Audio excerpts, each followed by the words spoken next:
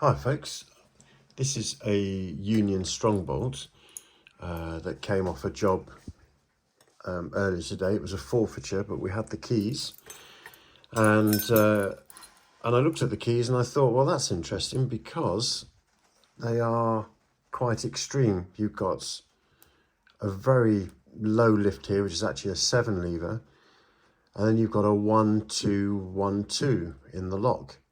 So I thought, well, let's have a little chat about how we would go about picking this and what sort of feedback it would give. So when you find something like this in the field and you need to open it yourself, what exactly are you going to experience?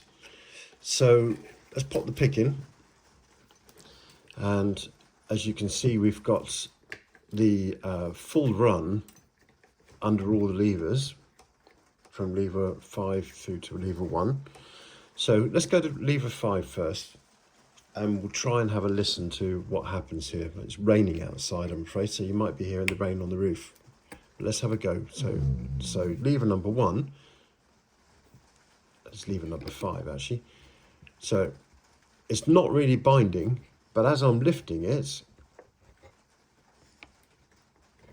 it's actually got to that point there.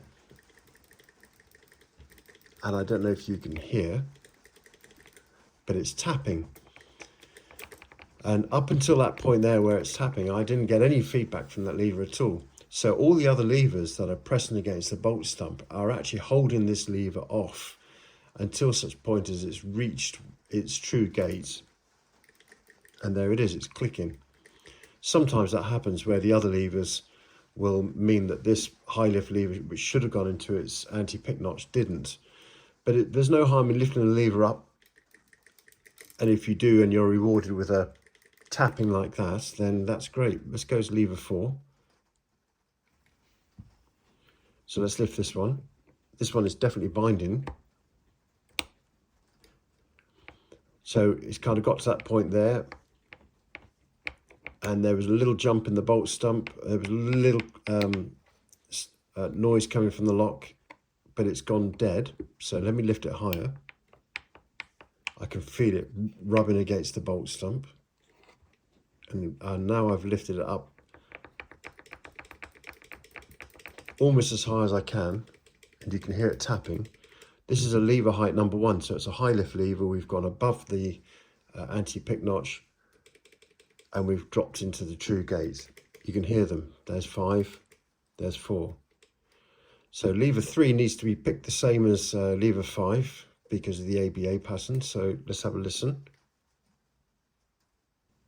It's binding quite heavily. I'm deliberately keeping the tension on quite firm. There. That just knocked. And that knock was that lever now falling into its anti-pick notch. And if we have a listen to lever 5, tap, 4, tap, lever 3, solid. So we got a little bit of a feedback from the lever, and what it was doing is it's jumping into its anti-pick notch. So what we'll do is we'll just back the tension off a little bit, nudge that lever up into its true gauge. So we've now gone above the anti-pick notch. So there's 5, 4, 3 is still not quite set. There we go. So if you have a look at the puck, the angle of 5 and the angle of 3 are the same, and 4 is even more extreme because we've got a 2-1-2 in there. Okay, the next lever is lever height 1. It's a high lift lever, so I'm expecting as I lift this lever up, again you're going to hear it jump into that anti-pick notch. Let's have a listen. There.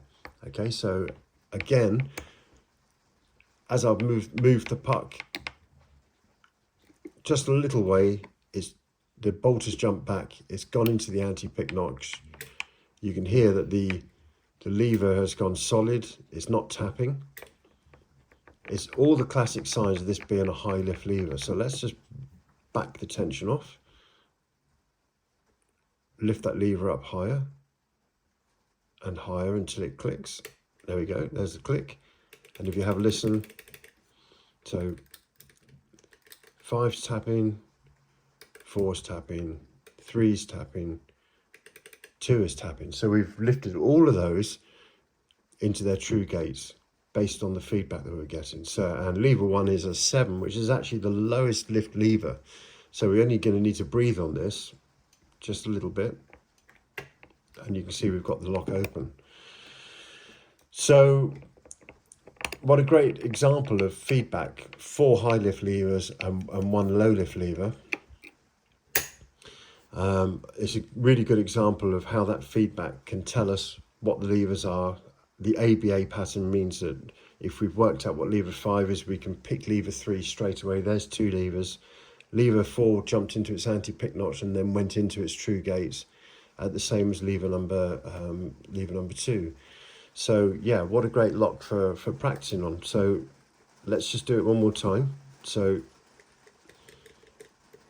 5, 4, anti-pick notch, 3 out, 2 anti-pick notch, out, 1 lock open. That's how easy it gets when the feedback is there and you've decoded the lock and you know exactly what you're doing with the puck and how to and how to lift how and where to lift levers. Okay, great. Well, let's hope that helps. Cheers guys, bye for now.